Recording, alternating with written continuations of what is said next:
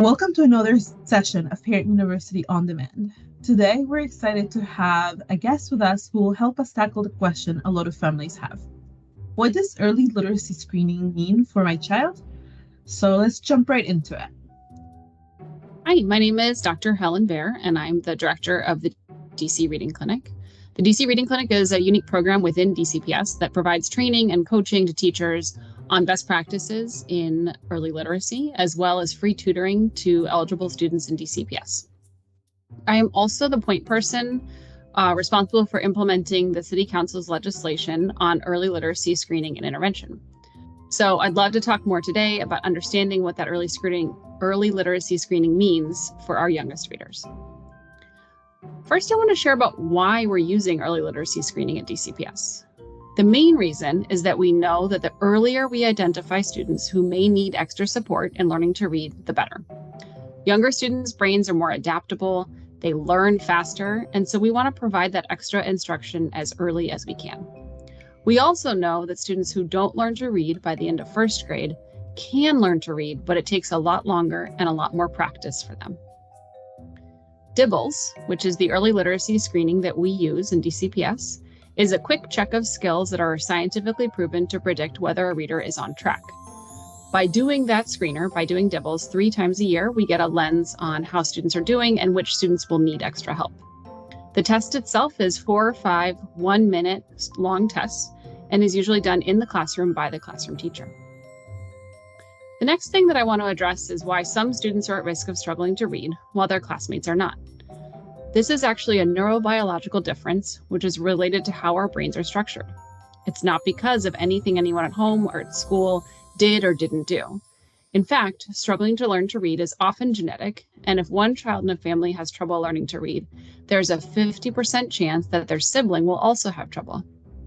If parents had trouble learning to read, there is an increased chance that their students will need extra support. This challenge in learning to read is sometimes diagnosed as dyslexia. Dyslexia can be mild, moderate, or severe.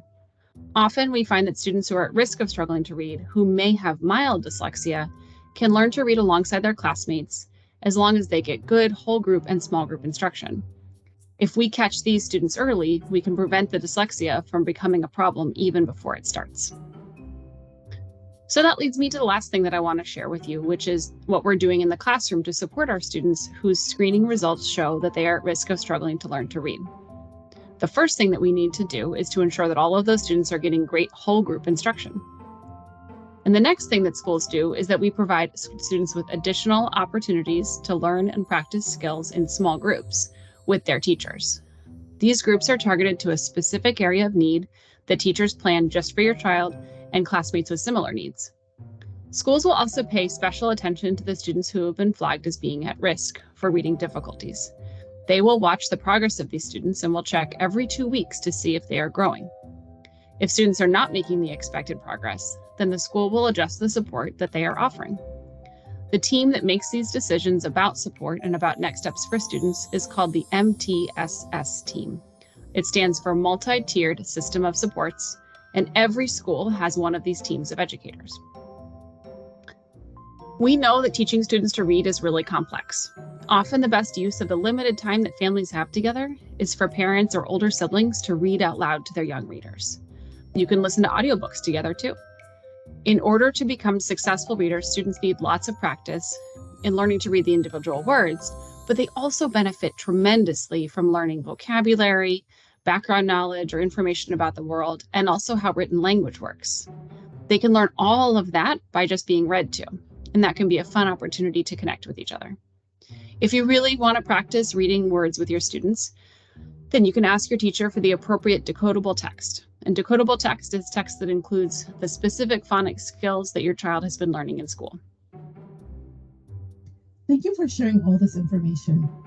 We do have a couple of frequently asked questions from our families. So let's get into that. The first question that we have here is, what does great whole group instruction look like at DCPS?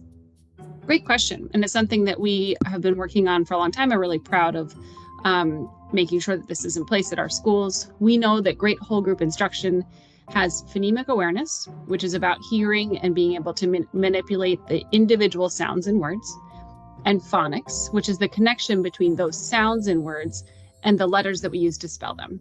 So an example is that a school lesson would explicitly teach that ch, as in the first sound in chick, is a sound, and that we use the letters ch to spell that sound.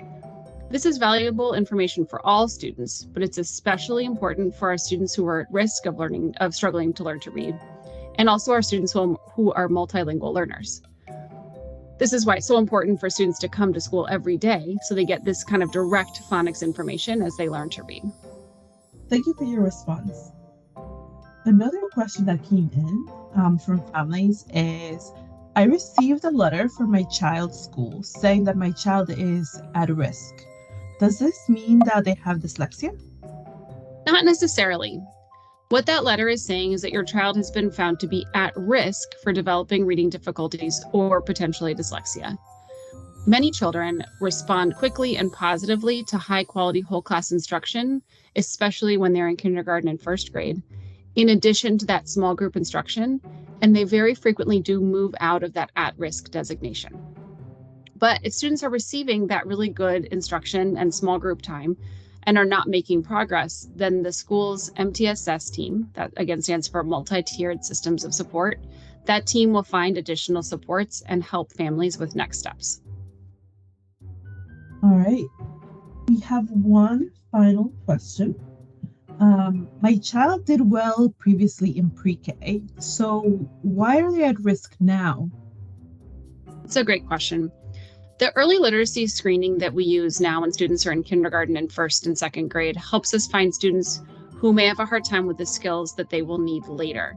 They are often not skills that we have spent time teaching yet, but the way that DIBELS, the assessment, is designed is to find students who are at risk for having trouble to learn these things.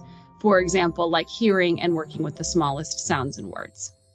So we start this screening in kindergarten because this is when we start teaching these skills, and it's how we know which students will need extra help. Thank you. Thank you for your responses. All right, let's get ready to close out.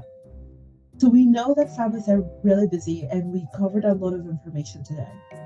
What would be the most impactful action families can take to support their child as they continue their trajectory as readers? Yeah, so I think the most important thing is to just be in touch with your child's kindergarten or first grade teacher to talk about their reading development. You can also ask your teacher what they are doing to support the child's development as a reader. So you can learn a little bit more about that whole group instruction and that small group instruction. And then another question to ask is, how do you know the child is making progress? And the teacher can share about how they are tracking your students' growth and their progress toward learning to read. Thank you. These are really great questions to ask a child's teacher. Thank you so much for all the information you shared with us today and for being here with us. We truly appreciate your time. Families, please look at the description box of this video. There you will find more resources about how to support your child as they become readers, as well as more in-depth FAQs. Additionally, you will see a link to a survey. Please take 2 minutes to answer the short survey. We want to know if this information was useful to you, if there are any follow-up questions you have. And as always, you can always reach out to us via social media platforms or via our email at parentu@k12.dc.gov.